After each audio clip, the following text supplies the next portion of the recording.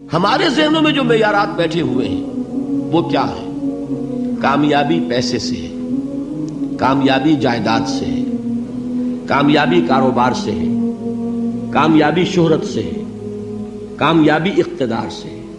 یہ معیارات ہیں. جو جتنا دولت مند اتنا کامیاب، جو جتنا مشہور اتنا کامیاب، جو جتنا پاپولر اتنا کامیاب، جو حکومت پر پہنچ گیا کامیاب، جس نے بڑا کاروبار جما لیا کامیاب، جس نے بہت جائیداد بنا لی کامیاب. یہی ہے اصل میں ساری بس کی گانٹھ.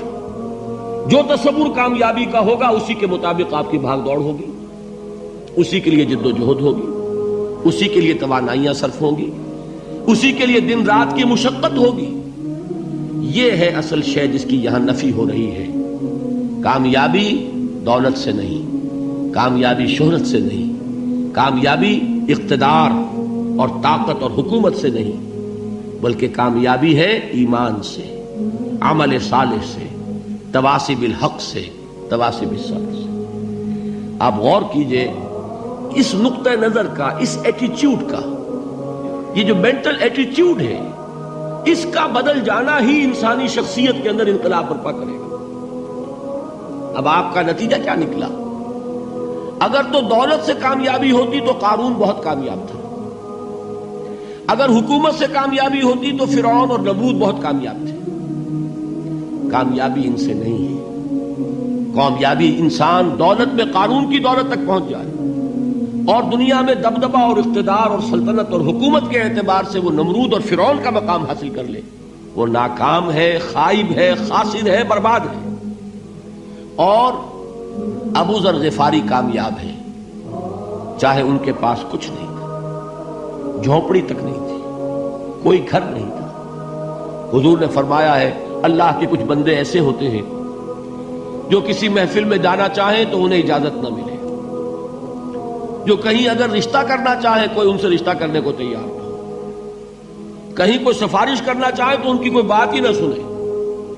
لیکن اللہ کے ہاں ان کا وہ مقام ہے کہ اگر بھولے سے بھی کسی بات پر قسم کھا بیٹھتے ہیں تو اللہ ان کے قسم کی لاج رکھتا ہے. یہ ہے فرق. یہ جان لیجیے اچھی طرح. اس بات کا مان لینا آسان، اس پر سبحان اللہ کہنا آسان، لیکن اس کے مطابق آپ کے اپنے ذہن کا بدل جانا بہت مشکل. اس لیے کہ ہم متاثر ہوتے ہیں اپنے ماحول سے. وہ بڑا محل ہے، دیکھ کر ایک دفعہ جھجری آتی ہے، وہ بڑی سی 20 فٹ لمبی کار سناٹے کے ساتھ آپ کے پاس سے گزر گئی. ایک دفعہ اعصاب کے اندر ارتعاش ہوتا ہے، محسوس ہوتا ہے بڑے یہ نصیبے والے لوگ ہیں، بڑے خوش نصیب، بڑے کامیاب. حالانکہ کچھ معلوم نہیں کہ یہی سب سے بڑی بد نصیبی ہو سکتا ہے کہ یہی سب سے بڑی ناکامی ہو. اگر ذہنوں میں یہ بات بیٹھ جائے کامیابی کس شے سے. یہی وجہ دیکھیے قرآن مجید میں بارہا آپ دیکھیں اولئک هم المفلحون، یہ ہے لوگ کامیاب ہونے والے.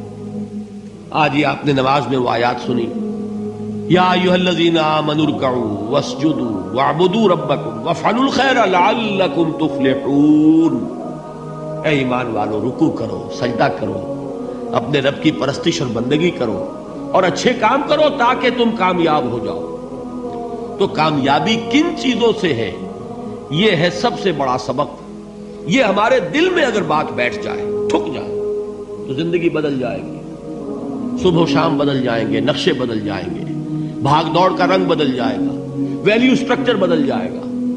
آج وہ ایک چیز نہایت اہم نظر آ رہی ہے، کل نہایت غیر اہم نظر آئے گی. جیسے کہ حضور کی حدیث ہے مالی ولی الدنیا، مجھے تمہاری اس دنیا سے کیا سروکار ہے.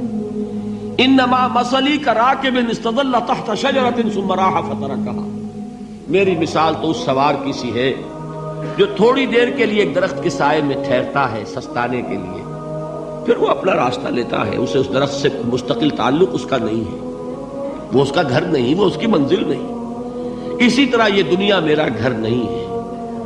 اب دیکھیے ہم کہتے ہیں انا للہ و انا الیہ راجعون، ہم تو مسافر ہیں، ہم اللہ کے پاس سے آئے، اللہ کی طرف ہمیں لوٹ جانا ہے. کن فی الدنیا کانک غریب و عابر سبیل، حضور فرماتے ہیں دنیا میں ایسے رہو جیسے کہ تم اجنبی ہو یا راہ چلتے مسافر. لیکن یہ طرز عمل کب ہوگا؟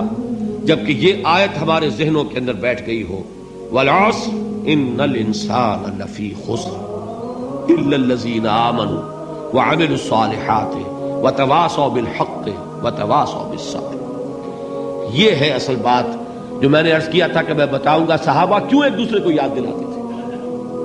اس لیے کہ دیکھیے جیسے برف باری اگر ہو رہی ہو، آپ باہر نکلیں گے تو برف آپ کے کپڑوں پر جم جاتی ہے نا، تو آپ جھٹکتے ہیں کپڑوں کو تاکہ برف ہٹ جائے۔ ہمارے ایمان پر اس دنیا میں رہتے ہوئے جب ہم متاثر ہوتے ہیں ماحول سے تو گردہ آ جاتا ہے، برف پڑ جاتی ہے، اس کو جھٹکتے رہنے کی ضرورت ہے۔ اور وہ جھٹکنے کی بہترین اور مؤثر ترین شکل یہی ہے کہ یاد رکھو کامیابی ان چیزوں سے نہیں ہے۔ چمک دمک جو ہے دنیا کی، یہ ساری چمک دمک جو تمہیں رجھا رہی ہے، جو تمہیں اپنے اندر گم کیے ہوئے ہے، یہ لفظ گم پر اقبال کا وہ شعر یاد آ گیا کہ کافر کی یہ پہچان کے آفاق میں گم ہے، اور مومن کی یہ پہچان کے گم اس میں ہے آفاق۔ تم گم نہ ہو کر رہ جاؤ، اس میں مبہوت نہ ہو کر رہ جاؤ، مرعوب نہ ہو کر رہ جاؤ، دنیا ہی کی محبت تمہارے اوپر ڈیرے نہ ڈال دے، تمہارے دلوں کے اوپر مسلط نہ ہو جائے۔ لہذا تازہ کرتے رہا کرو، والعصر ان الانسان لفی خسر الا الذین آمنوا وعملوا الصالحات وتواصوا بالحق وتواصوا بالصبر۔ پھر یاد کر لو، پھر تازہ کر لو اپنے اس یقین کو کہ کامیابی دولت سے نہیں، کامیابی ثروت سے نہیں، کامیابی اقتدار سے نہیں، کامیابی شہرت سے نہیں، کامیابی جائیداد سے نہیں، کامیابی ہے ایمان سے، کامیابی ہے عمل صالح سے، کامیابی ہے تواصی بالحق سے، کامیابی ہے تواصی بالصبر سے۔